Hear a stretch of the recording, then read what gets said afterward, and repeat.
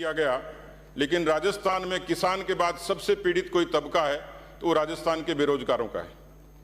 आपकी सरकार ने अनेक अवसरों पर जन घोषणा पत्र में भी कहा, अभिभाषण के दौरान भी कहा और 24 जनवरी 2020 को अभिभाषण की बिंदु संख्या 86 में आपने कहा, राज्य सरकार सरकारी क्षेत्र में 31,533 पदों पर 513 पदों पर युवाओं की नियुक्ति प्रदान की गई है। 28,601 पदों के परिणाम जारी हो चुके हैं। इस प्रकार कुल मिलाकर 60,114 पदों पर नियुक्ति गई है, जबकि ये भर्ती पिछली भारतीय जनता पार्टी सरकार की थी। मैं निवेदन करना चाहूंगा कि 2021 को इस अभिभाषण के दौरान बिंदु संख्या 93 में आपने कहा कि विगत 2 वर्षों में 81,893 युवाओं को सरकारी नौकरी दी जा चुकी है और इस प्रकार इन 2 वर्षों में सरकार ने 21,769 पदों पर नियुक्ति दी है, जो पिछली सरकार के समय थी। माननीय सभापति महोदय, मैं निवेदन करूंगा कि इस समय centre for monitoring Indian economy की रिपोर्ट कहती है इस समय राजस्थान में सर्वाधिक 28.2% बेरोजगारी राजस्थान की धरती पर इस समय है। ये मार्च 2020 की रिपोर्ट है।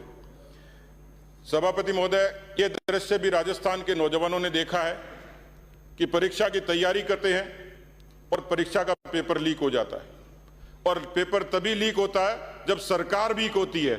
नौजवानों का पेपर लीक और इधर सरकार वीक। कनिष्ठ अभियंताओं की भर्ती, पटवारी की भर्ती, दूरसंचार, फार्मासिस्ट, मेडिकल ऑफिसर, लाइब्रेरियन, इस तरीके की व्हाट्सएप के जरिए पूरी एक गैंग काम कर रही है और सरकार की नजर में नहीं। सरकार ने कहा कि हम 24 जनवरी 2020 को कहा बिंदु संख्या 87 मुख्यमंत्री युवा संबल योजना 1,58,576 बेरोजगारों को इसमें कहा गया, और फिर ये कहा 10 फरवरी 2021 को बिंदु संख्या 95 में कि 2,50,000 युवाओं को लाभान्वित किया गया। 2,50,000 नौजवानों को बेरोजगारी भत्ता। सभापति महोदय, इसमें स्नातक की शर्त थी। हालांकि जो अपंजीकृत या जो चर्चा में है लगभग 27 लाख बेरोजगारों की सूची आती है, लेकिन फिर भी रोजगार कार्यालय में 12,50,000 के लगभग बेरोजगार नौजवान हैं जो भत्ते का इंतजार करें। सरकार ने दिया कितना? 2,50,000। सीधा सीधा नौजवानों के साथ कुठाराघात।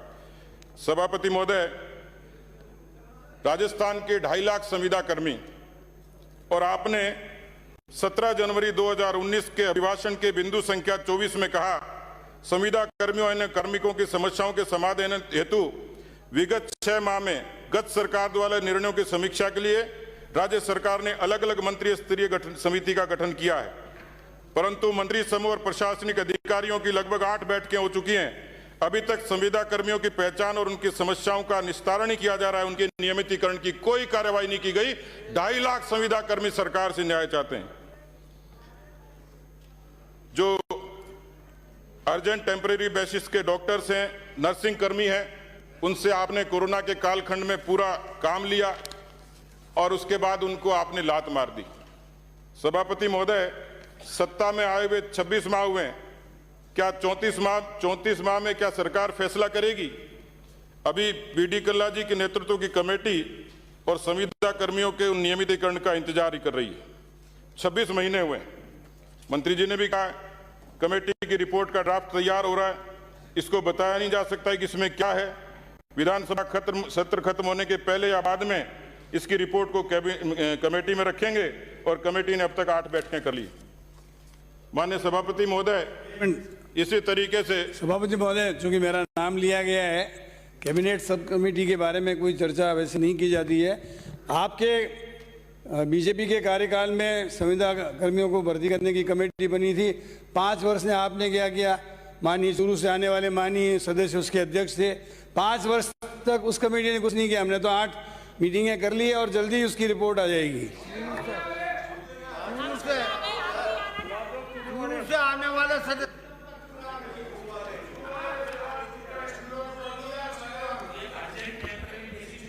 श्री सतीश पूनिया जी, इसी तरीके से 6